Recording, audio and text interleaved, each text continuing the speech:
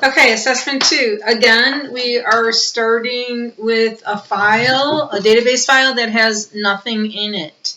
So again, the only difference between doing this and when you take your test is when you take your test, you will open up a new access file. You will have to choose blank database, and you will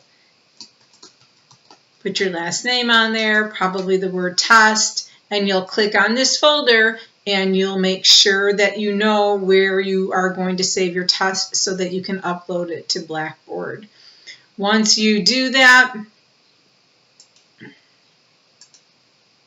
and choose Create, it will open up to a datasheet blank table, which you can immediately close so that when you're ready to create your new table, you'll start with table design. Okay, so assessment 2, we are going to create a new table in table design. So create, step 2, step 3,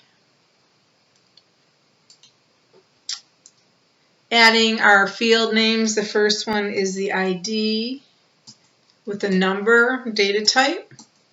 The next one is last name with a short text. And I'm going to come down here right now and maybe assign this 40 letters for someone's last name. And first name, short text, and the same thing, adjusting the field sizes so that they're appropriate. It's not really something that you can go back and adjust at a later time, so it's important that you leave enough room, but not too much room. The join month is going to be a lookup wizard.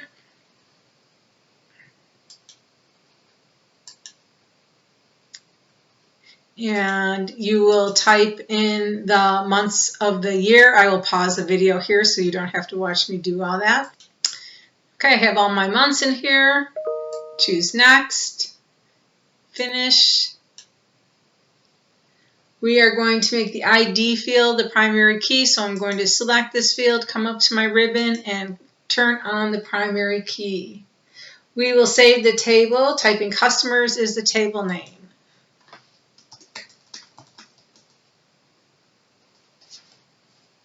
And then we'll close it.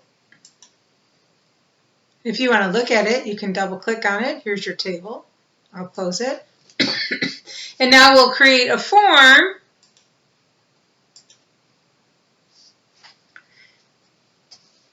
to enter our record. So we just hit the form button, then we hit form view, and we're going to go ahead and enter the following records. Okay, I have entered all my records, and I'm going to close my form. I've already saved it and saved it as customers. I'm going to use the query design button, step 13, create query design. To create a query of all customers who have paid a fee of $60. So we only have one table, we can add it. This is another way. Whoops, I'm sorry, you probably can't see that. Just come down here and click add, and that adds it. Close this. And we are including the last name, first name, and the fee fields, which it looks like I forgot to include. So that's okay. I'm just going to close this, go back to my table, go back to design view, add my fee field, and this is supposed to be currency, and close it and say yes to changing it. I'm going to go to my table instead of using the form and to go ahead and enter the fees that I forgot to do in the first place. So this is always a good way to learn by making mistakes.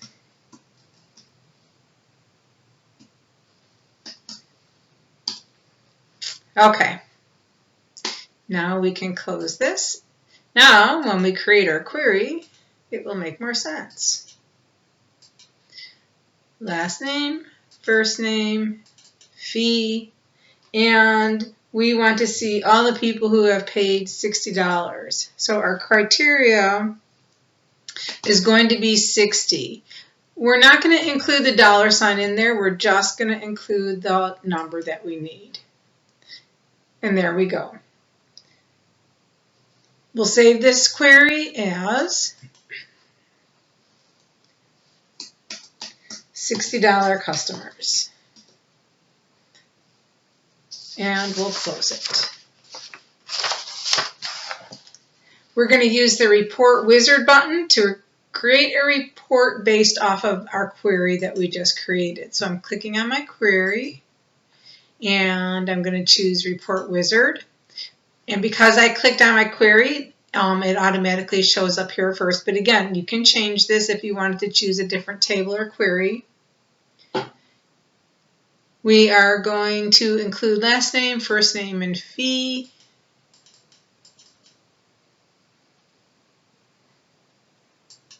We're not going to add any groupings over here.